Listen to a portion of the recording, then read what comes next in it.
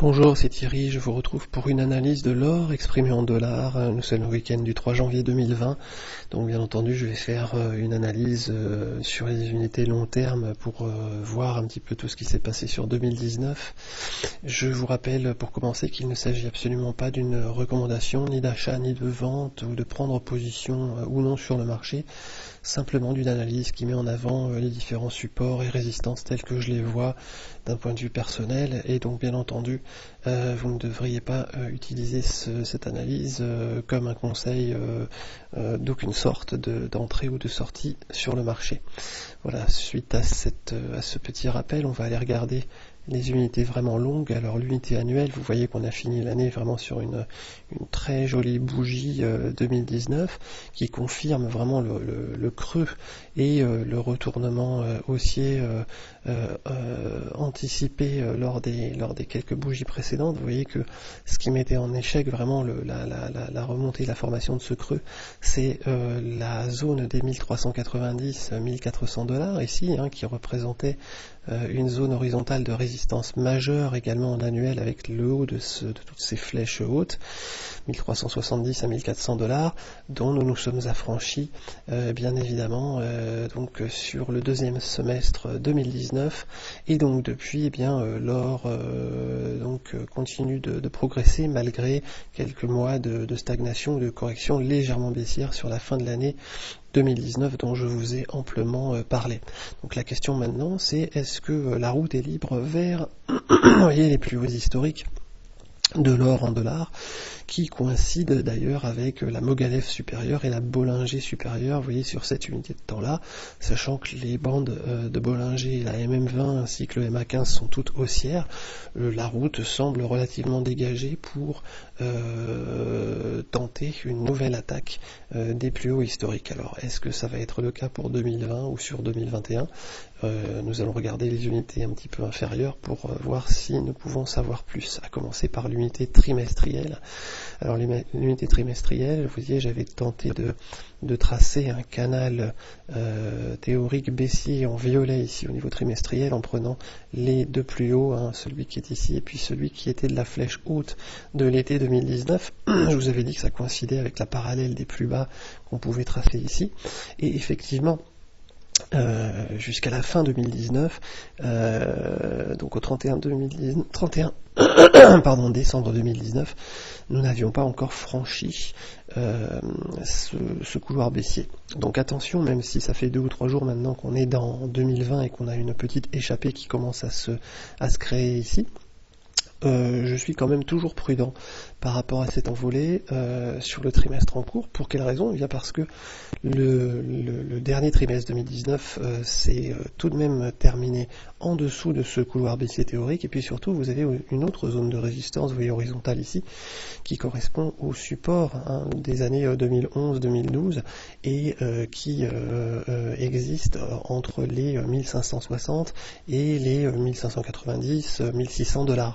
Donc tant qu'on n'aura pas franchi cette zone rouge de résistance horizontale également, nous sommes toujours dans une zone difficile à franchir, d'autant que en trimestriel, il y a une chose aussi intéressante à se rappeler, c'est le rôle des Bollinger. Vous voyez que même, je vais faire un zoom sur l'ensemble de la page pour vous montrer un petit peu. Regardez la Bollinger supérieure ici, lors de la phase vraiment de rallye haussière des années 2005-2010. Vous voyez qu'à chaque fois qu'on a pris trop de champ par rapport à cette Bollinger supérieure, on a immédiatement fait marquer des flèches hautes, et puis on est revenu s'approcher ou passer en dessous de la Bollinger supérieure. Ça a été le cas ici en avril 2006, ça a été le cas ici aussi lorsqu'on a essayé de s'échapper un peu plus vite en janvier 2008. On est quand même revenu sur les Bollinger. Vous voyez, une troisième tentative ici, donc à chaque fois, et puis évidemment en juillet 2011 on est parti très loin et immédiatement flèche haute et retour sur la Bollinger supérieure. Donc n'oublions pas quand même la zone d'aimant, le rôle d'aimant de la Bollinger supérieure en unité trimestrielle, même lors des phases d'exubérance de l'or. Et vous voyez qu'aujourd'hui on est en train à nouveau de rentrer dans une zone de divergence des Bollinger, avec donc une Bollinger supérieure qui commence à monter, mais tout de même les cours aujourd'hui sont déjà un petit peu au-dessus de cette Bollinger. Donc rappelez-vous, ce qui s'est passé les fois précédentes lorsque on partait trop loin, on s'éloignait trop de cette Bollinger supérieure. Très fréquemment, on revenait dans le trimestre en question s'appuyer ou se rapprocher en tout cas de la Bollinger supérieure. Donc là, la question est-ce qu'on va avoir une exubérance haussière et un rallye haussier sur les premières semaines de l'année, et puis surtout, est-ce que ce rallye va se conclure par une correction et un retour vers la Bollinger supérieure. Donc ça, c'est la première marque de prudence en ce qui me concerne, ainsi que la résistance rouge, vous voyez, dans laquelle on se trouve. Je ne dis pas qu'on ne va pas continuer de monter, je dis simplement dans la pression haussière actuelle en unité longue, annuelle et trimestrielle, j'essaie d'identifier les obstacles sur la route de la hausse. Donc je ne suis pas en train de dire qu'on est dans un bear market, je suis simplement en train de dire attention, il y a des obstacles sur la route, il faut les identifier et les prendre en compte et surveiller les prix à leur contact. Voilà, donc suite à ce petit topo sur ces unités longues, dernier commentaire, la Mogalef supérieure ici, c'est peut-être aussi un autre obstacle sur la route des plus hauts historiques. Elle se trouve actuellement sur les 1700 $, donc retenons aussi ces 1700 $ comme un obstacle potentiel. Et puis, dernier point sur l'unité trimestrielle, vous voyez, j'en profite pour vous montrer un des signaux que j'utilise moi sur la puissance cycle aussi. Lorsque la puissance cycle fait mine de se retourner à la baisse lorsqu'elle se trouve en zone de surachat et que très rapidement elle repart à la hausse, là on a souvent une impulsion qui dépasse les derniers plus hauts sur les prix. Et là ça a été le cas, si vous voyez ici, on fait mine de redescendre sur la puissance cycle, on repart à la hausse, on est pris en contre-courant, en contre-pied, puisque normalement lorsqu'un cycle redescend, on se dirige vers la zone de survente, et bien paf, il y a un effet ressort et les prix dépassent les plus hauts du haut de cycle ici lorsque le cycle repart à la hausse. Donc c'est ce qui s'est passé. Je vous en parle parce que on le voit sur l'unité inférieure qui est l'unité mensuelle. Alors je vais passer sur l'unité mensuelle à gauche et l'unité hebdomadaire juste ici.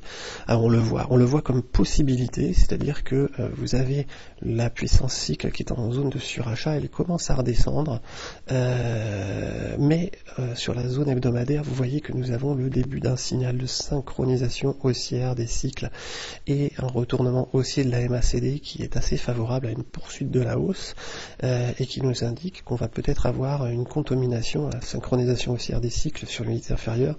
Ça veut dire que le cycle court a une probabilité relativement significative de se retourner à la hausse. Donc si ça nous fait la même chose qu'en unité trimestrielle sur le mensuel et sur les cycles, et que ça confirme avec un non-croisement aussi sur la MACD, eh bien oui, il y a des chances que nous arrivions à dépasser les plus hauts historiques de 2019 assez rapidement sur l'unité mensuelle et du même coup à dépasser le haut de ce couloir vert haussier.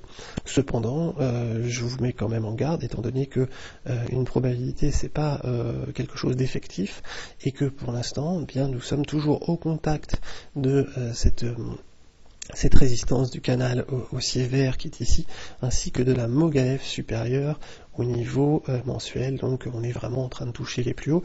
Il va quand même falloir surveiller ce que fait l'or, donc dans cette zone des 1560 jusqu'à 1600. Je vous avais parlé de ce rectangle rouge en résistance horizontale tout à l'heure sur l'unité supérieure. Donc attention, tant qu'on n'a pas dépassé 1560 et 1600 à la zone de turbulence dans laquelle on se trouve actuellement. Mais comme vous le voyez sur l'unité hebdomadaire, eh bien les signaux sont plutôt favorables à une attaque peut-être même réussie de cette résistance. Mais enfin bon, il faut toujours quand même faire acte de prudence. Sur l'unité mensuelle également, on voit que nous avons des Bollinger sans période qui sont horizontales et qui forment un range, et cette Bollinger supérieure sans période, eh bien elle passe par la zone des 1700. Cette zone des 1700, je vous en ai déjà parlé sur l'unité trimestrielle, c'était la Mogalef haute de l'unité trimestrielle. Donc rappelez-vous de cette zone à 1700, si on arrive à franchir ce petit faisceau de résistance ici et à pousser à la hausse, eh bien au-dessus, tant en mensuel qu'en trimestriel, les 1700 $ devraient quand même être un morceau relativement difficile également à franchir si on a pour objectif annuel d'aller chercher les plus hauts historiques, encore une fois. Alors, Je vous ai parlé donc du non-croisement de la MACD donc on surveillera bien entendu le retournement de la puissance cycle, le non-croisement de la MACD pour voir ce qui se passe sur cette unité de temps là. Donc l'unité de temps hebdomadaire, et bien voilà deux belles bougies vraiment jusqu'ici, et puis même la première bougie, vous voyez là de 2020 continue d'ajouter au scénario optimiste de franchissement de cette zone des 1560. Ceci étant, voilà, tant qu'on n'a pas dépassé les 1600, comme je le disais, attention quand même, malgré des signaux ici techniques assez positifs, synchronisation haussière de la puissance cycle, et puis croisement de la MACD. J'aimerais attirer votre attention également sur les Fibonacci, vous voyez, et leur rôle, puisque j'en parlais moi depuis le début de cette potentielle correction baissière d'assez court terme. Vous voyez, quand on était vers 1550, je vous avais parlé de mes objectifs de retracement en termes de ratio de Fibonacci que j'avais tracé sur l'unité hebdomadaire. Donc, vous voyez qu'on a eu un premier objectif qui était le ratio juste à 1490 ici, et effectivement il a servi de support pendant un certain temps, et puis lorsqu'on est allé l'enfoncer, eh bien on est allé s'appuyer sur le deuxième ratio de Fibonacci avec beaucoup de précision ici, exactement à 1447 $, vous voyez, avant de finalement remonter. Donc on a fait un retracement de 38%, mais voilà pourquoi sur les unités longues, enfin ce que j'appelle longues, c'est au-dessus de jours et au-dessus, j'utilise les ratios de Fibonacci, ils sont souvent relativement pertinents, je trouve, dans la plupart de mes graphes.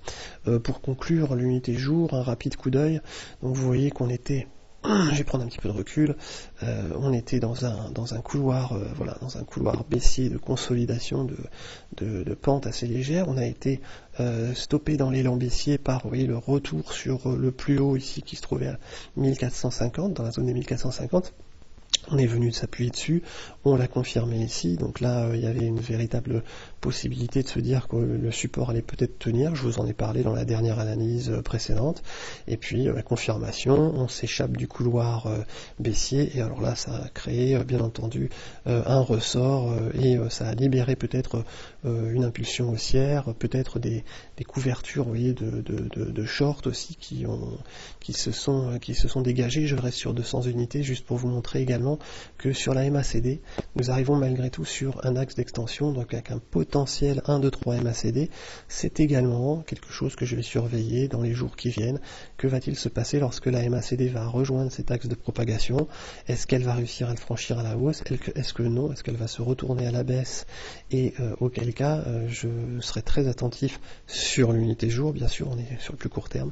Je serai très attentif à ce que font les cours de l'or en réaction à ce retournement de la MACD, d'autant que la puissance cycle se trouve maintenant depuis quelques bougies en zone de surachat, donc bien entendu après cette course vraiment importante de presque 100 $ en seulement une dizaine de séances, est-ce que nous allons avoir une correction baissière de court terme?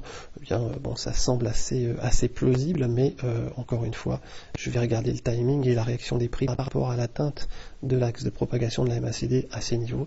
Donc vous voyez qu'en daily, on arrive bien entendu sur les plus hauts de septembre 2019, donc double raison de peut-être faire une pause sur les prix en ce moment. Mais encore une fois, voilà, tout ça est à vérifier et je ne donne aucun conseil ni d'achat ni de vente. Je vous souhaite un excellent mois de janvier et je vous souhaite également de très bons trades. Bonne journée.